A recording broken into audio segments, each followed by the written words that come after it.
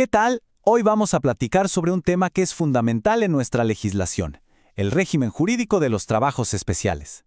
A lo mejor suena un poco técnico, pero vamos a ver que se trata de algo muy concreto. Cómo la ley se adapta para proteger a ciertos grupos de trabajadores y garantizar un trato justo y digno para todos. Vamos a desglosarlo. Para que quede súper claro, aquí está nuestra ruta. Primero, vamos a las bases. ¿De dónde sale todo esto? Luego, nos metemos de lleno a 3 casos clave. La protección a mujeres, sobre todo en la maternidad. Las reglas para el trabajo de menores y esa figura tan particular que son los trabajadores de confianza. Y al final, cerramos con una reflexión sobre por qué todo esto es tan importante. Ok, para entender el porqué de estas reglas especiales tenemos que irnos al origen de todo. Y ese origen, como casi siempre en temas de derechos, está en nuestra Constitución. Aquí está la piedra angular. Para empezar, debemos recordar que el artículo 123 de la Constitución Política de los Estados Unidos Mexicanos establece que toda persona tiene derecho al trabajo digno y socialmente útil. Su apartado A, de hecho, se enfoca en regular las relaciones laborales entre particulares. Y si a eso le sumamos que el artículo 1 de nuestra Constitución prohíbe cualquier tipo de discriminación por género o edad, bueno, ahí lo tenemos. Ese es el origen directo de la protección especial que se otorga a mujeres y menores. Entonces, ¿qué son los trabajos especiales? Es muy importante entender esto bien. De acuerdo con el título 6 de la Ley Federal del Trabajo, estos trabajos no deben verse como excepciones a la ley, sino como modalidades que requieren normas particulares. ¿Y para qué? Su objetivo es equilibrar los factores de la producción con la justicia social, adaptándose a las necesidades específicas de ciertos sectores o personas. Ahora sí, entremos al primer gran bloque. Vamos a ver cómo esta idea de protección se aplica en el trabajo de las mujeres, con un énfasis muy especial en la protección a la maternidad. En este punto, la igualdad y la brecha salarial son pilares. El artículo 4 constitucional decreta la igualdad ante la ley.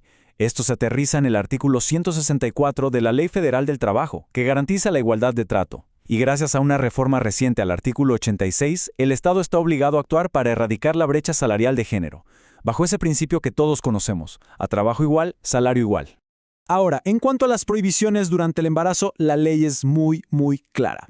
Tanto el artículo 123, fracción 5 de la Constitución, como el artículo 166 de la LFT prohíben que las mujeres embarazadas realicen labores insalubres, peligrosas o que exijan esfuerzos considerables. ¿Qué significa esto en la práctica? Pues levantar más de 5 kilos, estar de pie mucho tiempo o cualquier cosa que ponga en riesgo su salud o la del bebé.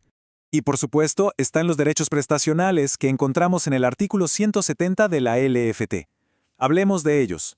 Primero, el descanso por parto. Son 6 semanas antes y 6 después con salario íntegro, y se pueden transferir hasta 4 semanas previas para después del parto. Segundo, en caso de adopción, se tienen 6 semanas de descanso con goce de sueldo. Tercero, la lactancia, que da derecho a 2 reposos de media hora al día o a reducir 1 hora la jornada por 6 meses. Y cuarto, algo fundamental, la estabilidad, o sea, el derecho a conservar el empleo y que todo este periodo cuente para la antigüedad. Pasemos ahora a otro grupo que requiere una protección todavía más estricta, los menores de edad.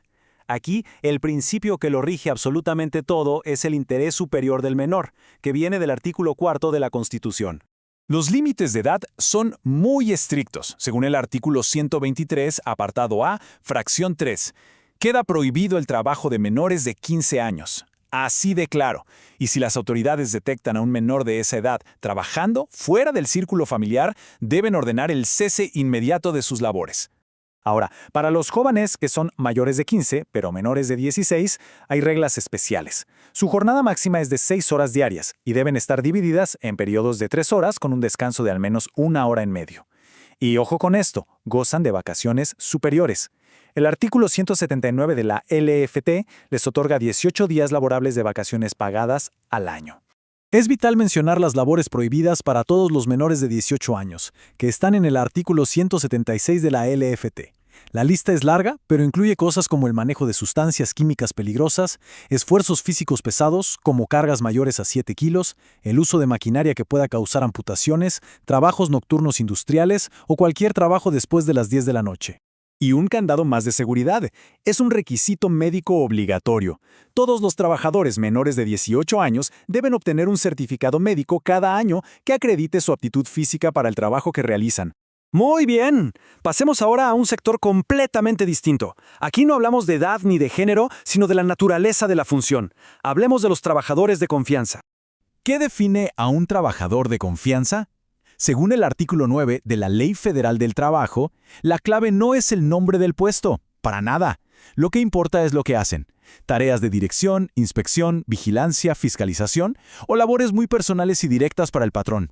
Esa es la verdadera definición. Esto implica ciertas reglas particulares. Por ejemplo, tienen restricciones colectivas. El artículo 183 de la LFT les prohíbe formar parte de los sindicatos de los demás empleados. Y una de sus características principales es la rescisión por pérdida de confianza.